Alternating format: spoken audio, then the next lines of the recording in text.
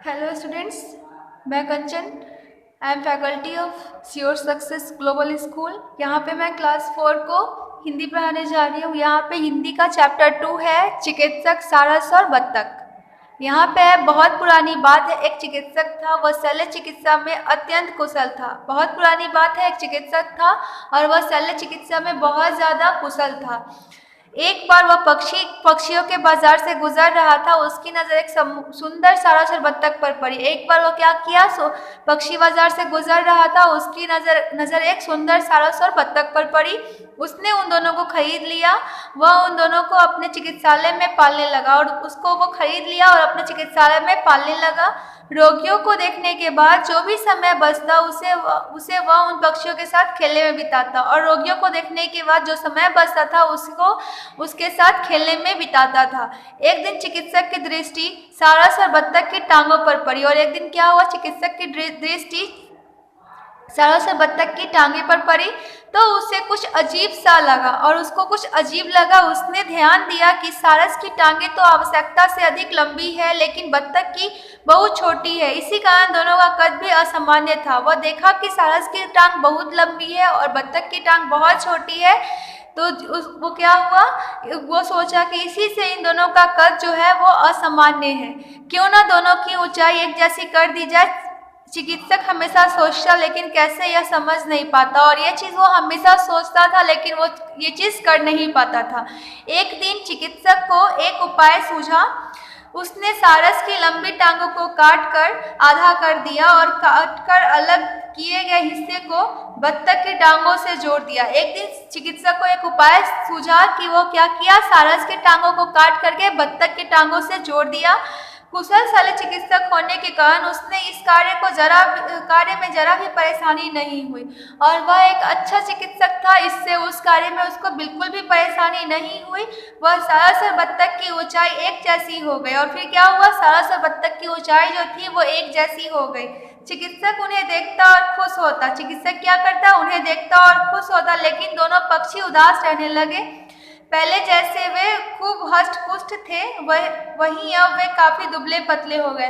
लेकिन वो दोनों पक्षी जो थे वो दोनों उदास रहने लगे। पहले वो बहुत हष्ट पुष्ट मतलब मोटे थे लेकिन वो क्या हो गए, काफी दुबले पतले हो गए। चिकित्सक ने इस परिवर्तन पर गौर किया। चिकित्सक फिर क्या किया, इस परिवर्तन पर गौर किया तो उसका माथा ठनका।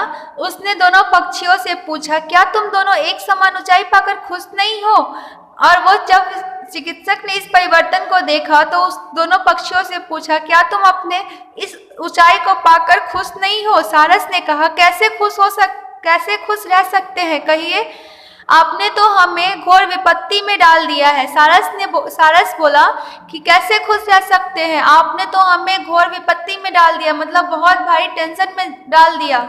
चिकित्सक ने अचरज से कहा, क्या कहते हो? इस पर बत्तख बोली, सारस ठीक ही तो कह रही है। चिकित्सक ने आश्चर्य के साथ बोला कि तुम क्या कहते हो? तो इस पर बत्तख बोली, सारस ठीक ही कह रहा है।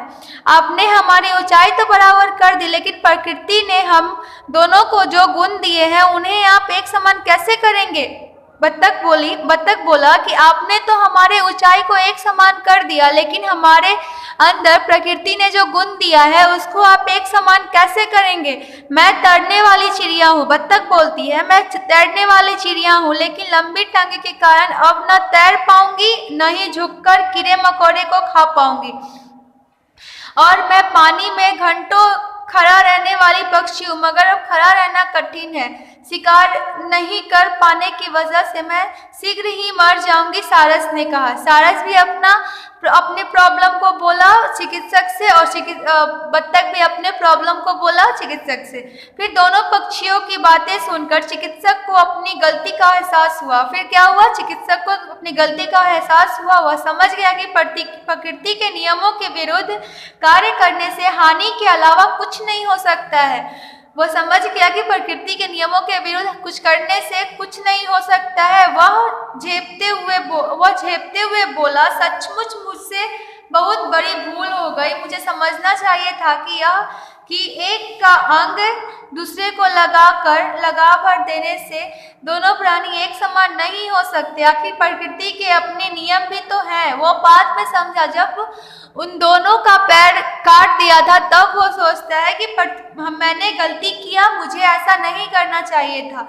शल्य चिकित्सा से दो असमान प्राणियों के आकार प्रकार भले ही एक जैसे कर दिए जाएं, लेकिन उनके स्वभाव, प्रवृत्ति आदि गुण कैसे बदले जा सकते हैं। वो अपने अंदर में सोचता है कि मैं एक चिकित्सक हूँ तो इसको एक समान बना सकता हूँ, लेकिन इसके अंदर की प्रवृत्ति को कैसे बदल सकता हूँ। यह तो प्रकृति से खिलवाड़ हुआ है ना। मैं वास्तव में लज्जित हूँ। वह सोचता है कि मैंने प्रकृति के साथ खिलवाड़ किया है और इसलिए मैं क्या हूँ, बहुत ज्यादा लज्जित शर्मिंदा हूँ।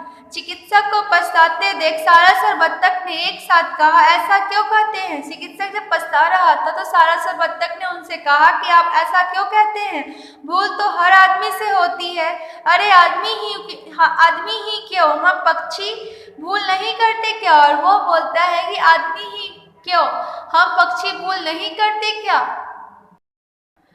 इतना सुनना था कि चिकित्सक की हंसी छूट गई, और इतना सुनते ही चिकित्सक की हंसी छूट गई। उसे हंसते देख सारस खुश होकर पंख फड़फड़ाने लगा और बत्तख क्वेक करने लगा। और जब उस चिकित्सक को खुश देखा तो सारस अपने पंख को फड़फड़ाने लगा और बत्तख बोलने लगी क्वेक करके।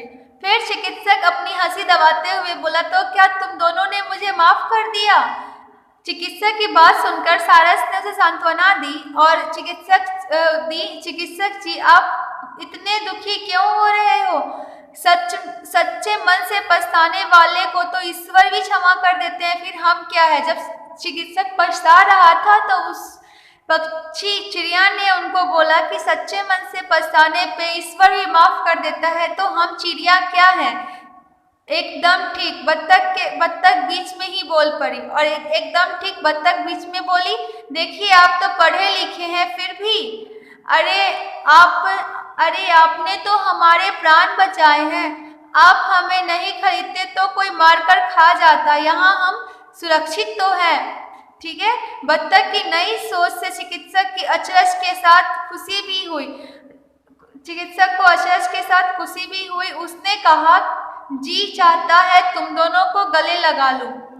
इस पर दोनों पक्षी खुशी से एक बार फिर पंख फड़फड़ाने लगे।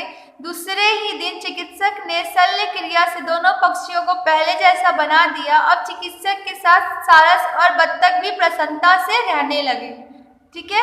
तो इस चैप्टर से हमें क्या सीख मिलती है कि प्रकृति के नियमों से हमें छेड़छाड़ नहीं करना चाहिए। अगर हम इस प्रकृति के नियम से छेड़छाड़ करेंगे तो इसका विपरीत असर पड़ सकता है, हमारे प्रकृति को इससे हानि पहुंच सकता है, इससे पूरी सृष्टि विनष्ट हो सकती है।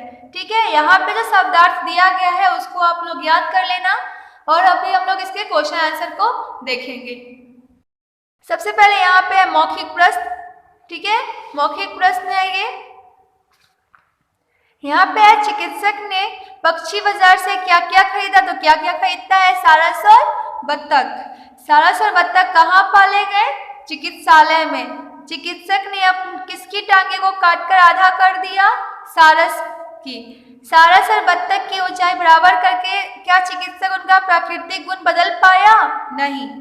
चिकित्सक ने सारस और बत्तख की असमानता क्यों और कैसे दूर की, क्योंकि चिकित्सक ने उन दोनों के टांगों पर एक दिन गौर किया और सोचा कि सारस की टांग आवश्यकता से अधिक लंबी और बत्तख की टांग आवश्यकता से अधिक छोटी है। तो उसने एक दिन सारस के टांगों को काटकर बत्तख की टांगों में जोड़ दिया और इस प्रकार दोनों की असमानता को दूर किया।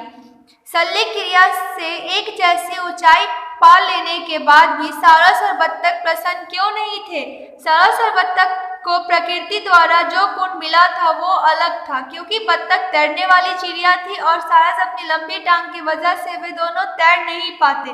वही सारस बोली, मैं अपनी इन टांगों की वजह से शिकार नहीं कर पाऊंगी और इसमें हम दोनों शीघ्र ही मर जाएंगे, इसलिए दोनों क्या थे, प्रसन्न नहीं थे। ठीक है। उसके बाद है, प्रकृति के नियमों से छेड़छाड़ क्यों नहीं करनी चाहिए? अगर हम प्रकृति के नियमों से छेड़छाड़ करेंगे तब या फिर उनके विपरीत चलेंगे तब बहुत हानिकारक हो सकता है। इसमें पूरी सृष्टि ही विनष्ट हो सकती है। उसके बाद चिकित्सक को दुखी देखकर सारस और बत्तख ने उनसे क्या कहा? सारस और बत्तख ने चिकित्सक से ये कहा कि भूल तो हर आदमी से होती है। अरे आदमी ही क्यों, हम पक्षी भूल नहीं करते क्या? ओके, अब यहाँ पे देखेंगे सही उत्तर पर सही का चिन्ह लगाइए। यहाँ पे शल्य चिकित्सक ने सारस और बत्तख के साथ क्या किया? दोनों की ऊंचाई बराबर कर दी, दोनों को मार डाला, दोनों को पुनः पक्षी बाजार में बेच दिया। क्या किया? दोनों की ऊंचाई बराबर कर दी। चिकित्सक सारस और बत्तख को कहाँ से लाया था? पक्षी बाजार से। सारस की टांगे कैसी थी? बत्तख से बड़ी, बत्तख के बराबर, बत्तख से छोटी, बत्तख से बड़ी। ठीक है, हाँ या नहीं लिखकर उत्तर देना है। यहाँ पे है क्या असमानता दूर कर चिकित्सक ने गलत किया? हाँ। क्या चिकित्सक ने अपनी गलती सुधारी? हाँ। क्या दोनों पक्षी फिर से खुश हो सके? हाँ। क्या हमें प्रकृति के विरुद्ध चलना चाहिए? नहीं। चिकित्सक बाजार से डैश और डैश खरीद कर लाया, सारस और बत्तख। प्रकृति के नियमों को डैश कार्य करने से हानि होती है, विरुद्ध। दोनों पक्षियों की बातें सुनकर चिकित्सक को अपनी गलती का एहसास हुआ। चिकित्सक के साथ सारस और बत्तख प्रसन्नता से रहने लगे। ठीक है, तो आप लोग अभी वीडियो को पॉज करके इसको अपने कॉपी में नोट कर लेना और नोट करके इसको याद भी कर लेना।